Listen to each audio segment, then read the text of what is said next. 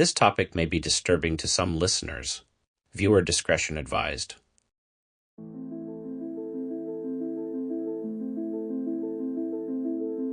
All right, so today we are diving into some pretty intense territory. The nature of demons, as described by Father Ludovico Maria Sinistrari, a 17th century Franciscan theologian. Right. Our primary source for this deep dive is his work, Demoniality, or Incubi and Succubi. Now, this isn't just some dusty old text. Right. It's a seemingly unique manuscript. Oh, wow. That was discovered in a Barron's collection. Really? Talk about an intriguing origin story. Yeah, that's pretty cool. So what makes Sinistrari's work so compelling is that he wasn't some fringe figure. He was a respected scholar. He wrote extensively on theological and legal matters. Even his Delictus et Penus was reviewed and approved by the Congregation of the Index.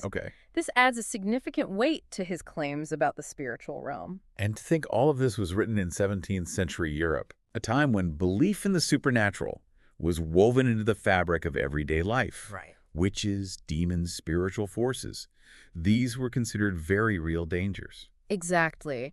Sinistrari's work gives us a glimpse into a world where the line between the physical and spiritual was much thinner than we perceive it today. And he starts by tackling a topic that was both feared and whispered about, incubi and succubi. Right, these demonic entities, incubi being the male demons who target women, and succubi their female counterparts, preying on men. But Sinistrari's argument goes beyond simply defining them as evil spirits possessing bodies, doesn't it? It does. He makes a bold claim, suggesting they are a distinct type of being, rational, corporeal, more subtle than humans, yet still subject to passions, and even capable of procreation. It's a concept that challenges our understanding of the spiritual world and its potential influence on our lives. He even ties this concept back to biblical accounts, doesn't he? He does. Specifically, the sons of God mating with human women in Genesis, often interpreted as fallen angels.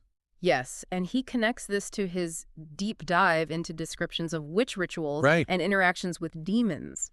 Sinistrari presents these as physical encounters, emphasizing a belief that these interactions could result in demonic offspring.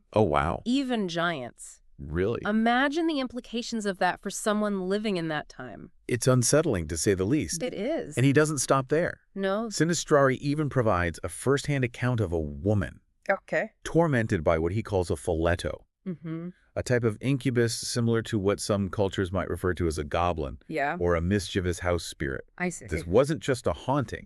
He describes physical assaults. Really? Objects being stolen. Wow. Even a wall inexplicably built around the woman's bed. That's wild. It's a chilling reminder of the potential dangers that exist when we neglect our spiritual lives. These forces are real, and they can manifest in ways we might not expect. Exactly. And Sinistrari argues against the common explanation that these encounters were mere illusions or demonic trickery. So how does he back up that claim? He cites the very real physical and psychological effects on those who experience these encounters.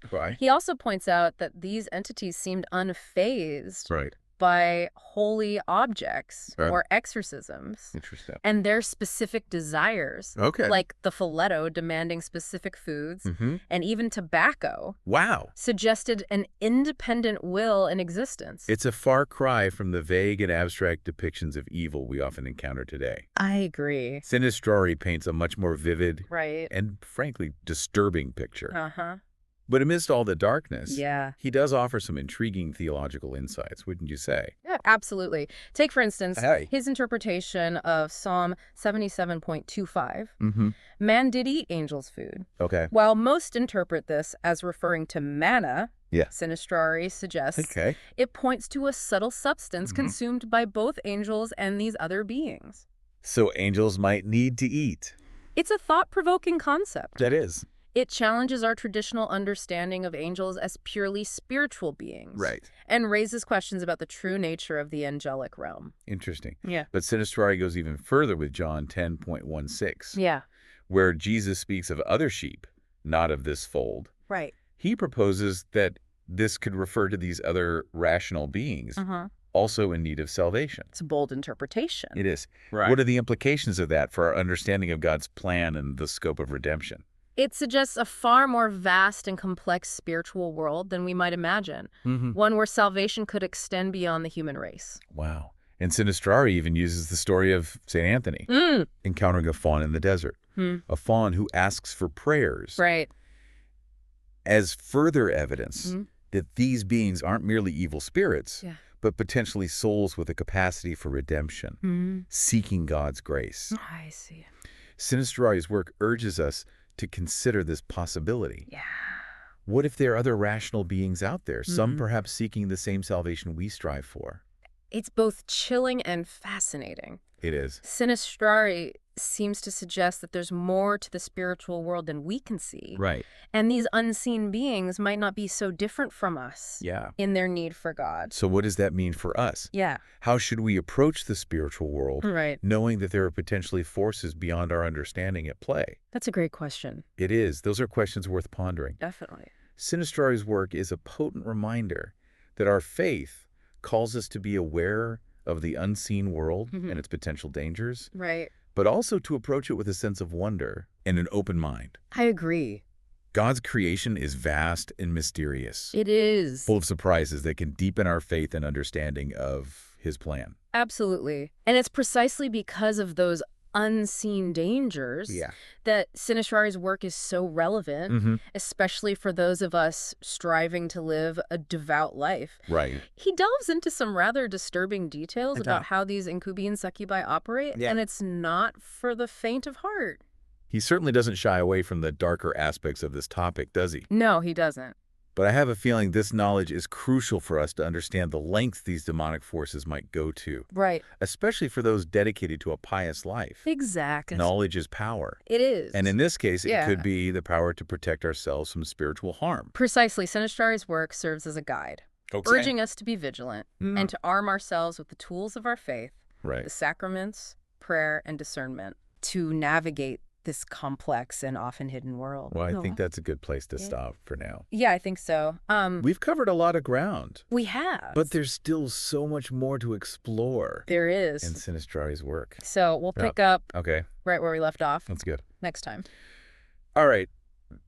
Sinistrari doesn't just warn us about these demonic entities. Right. He delves into the mechanics of how they achieve these encounters. Okay. And it gets quite disturbing. Okay. He suggests that these demons, lacking physical bodies of their own, actually use corpses.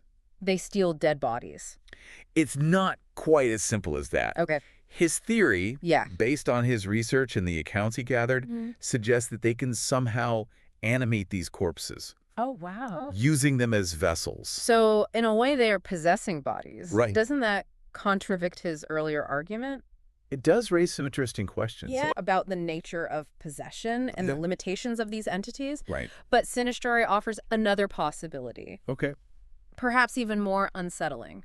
Do tell. He proposes that they can actually create temporary corporeal forms from other materials. So not just human remains.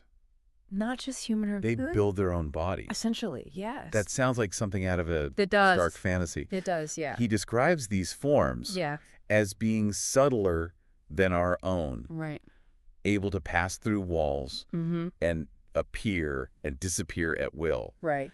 This is all starting to sound like those stories people tell about encounters with otherworldly beings. Right. But why go to all this trouble? Yeah. What's the point of these encounters? Remember, Sinistrari is writing this to warn his readers, to remind them that the spiritual world is not some abstract concept, but a powerful reality that can directly impact our lives, even our physical bodies. Oh, so he's saying that these demons, whether they're using corpses or creating their own forms, are actively seeking to engage with us. They are. To tempt us. Yes. And lead us away from God. Precisely. So it's not just about avoiding seances or Ouija boards. No. This is about the very real threat to our souls. It is. A threat that requires constant vigilance. Absolutely. It's about strengthening our faith. Right. Staying close to the sacraments. Okay. And actively resisting temptation in all its forms. Yeah. Sinistrari argues that if we neglect our spiritual lives, these demonic forces will find a way in, no matter how subtle or seemingly impossible their methods. It's a sobering thought. It is. We can't afford to be complacent when it comes to our spiritual well-being. We can't.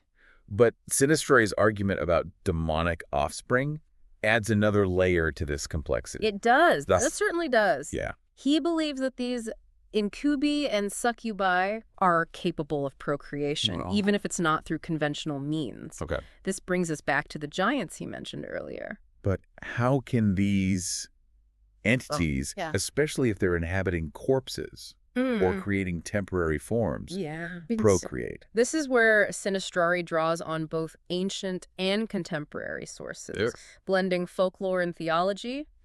He cites figures like Romulus and Remus, the founders of Rome, and even the philosopher Plato as examples of those allegedly born from unions with Incubi. Those are some bold claims. They are. How would people have reacted to such an assertion back then? I imagine it would have been quite shocking. Yeah. Remember, this was a time when belief in the supernatural was widespread. Right. But even then, these claims would have pushed the boundary. It's fascinating how Sinistrari weaves together these different threads of belief and history. Right. But what about the biological side of things? How does he explain the actual process of procreation? Well, drawing on the scientific understanding of his time, Sinistrari delves into the nature of sperm and its vital spirits.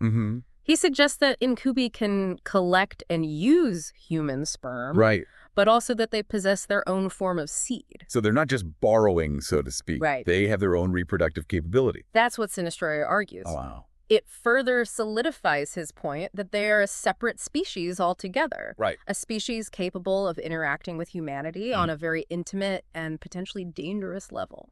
This leads us to his explanation for why we no longer see giants being born. Yes. Even if these encounters with Incubi and Succubi still occur. Right.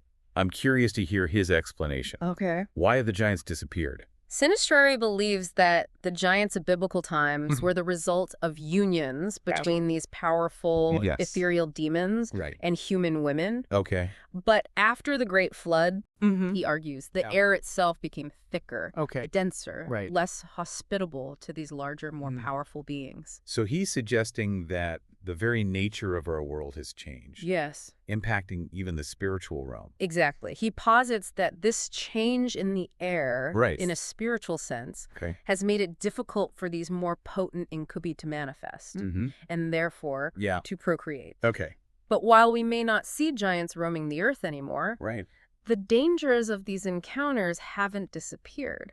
That's a crucial point. It is. And I think it's important for us to understand the nature of those dangers. Yeah. Especially if these encounters still occur. So if these encounters still happen, even without the threat of giants, what kind of dangers are we talking about? Sinistrari is quite clear about the potential harm these encounters can inflict. Okay. He describes the physical and spiritual toll they can take, ranging from ailments and injuries to mental and emotional torment. Wow. He even suggests that prolonged interaction with these entities could lead to madness and even death.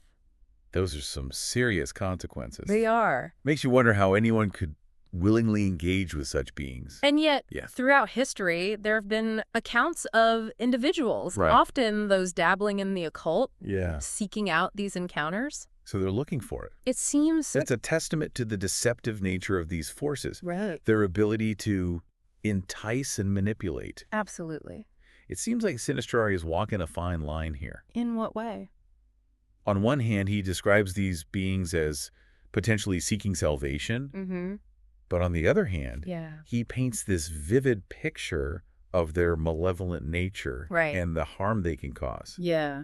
How do we reconcile That's a great question. these seemingly contradictory ideas? That's one of the most intriguing aspects of Sinistrari's work. Okay. He grapples with the complexities of the spiritual world, acknowledging both the potential for redemption and the very real threat these entities pose. Right. He doesn't offer easy answers. Right. Which I think speaks to the profound mystery inherent in our faith. So how should we, as faithful Catholics, approach this complex and often hidden world? Good question. What guidance does Sinistrari offer? His message is ultimately one of vigilance and spiritual strength.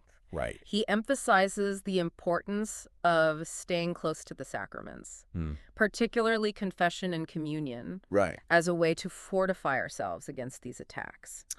He reminds us that these sacraments are not mere rituals, but powerful sources of grace and protection. So he's essentially saying, don't give them an inch. Exactly. He also stresses the power of prayer. Yes. Particularly invoking the names of Jesus and Mary as a way to repel these forces. It's a powerful weapon. Sinistrari reminds us that we are not alone in this battle. Right. We have powerful allies in heaven who are always ready to assist us. We do. It's comforting to know that we have such powerful defenses at our disposal. It is. But beyond the sacraments and prayer, what else can we do to protect ourselves? Sinistrari also emphasizes the importance of discernment.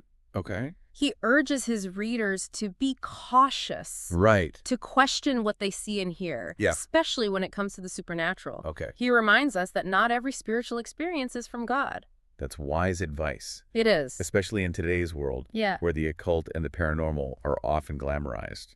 I agree. We need to remember that the devil is a master of disguise, a deceiver who can easily manipulate our desires and vulnerabilities. He can.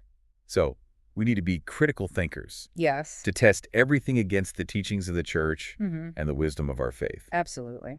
Sinistrari's work is a call to approach the spiritual world with a healthy dose of skepticism.